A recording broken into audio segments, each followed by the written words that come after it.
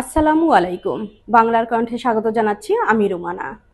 সাভার আশুলিয়ায় আওয়ামী লীগের লকডাউন ঘিরে এনসিপির কঠোর অবস্থান, মোটরসাইকেল শোডাউন। স্টাফ রিপোর্টার রাজের প্রতিবেদনে বিস্তারিত।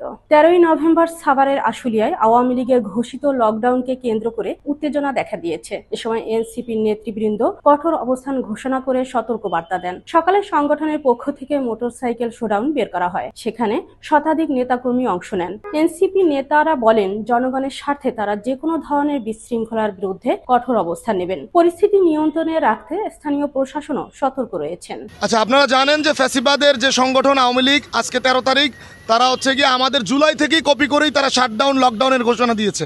তো আমরা আওয়ামী লীগের কোনো ঠিকানা এই বাংলার মাটিতে আর তাদের অস্তিত্ব রাখতে চাই না। সেই হিসাবে আমরা জাতীয় নাগরিক পার্টি এবং যুবশক্তি সম্মিলিতভাবে পুরো সাভার আশুলিয়ায় আমাদের কার্যক্রম চলমান রাখছি।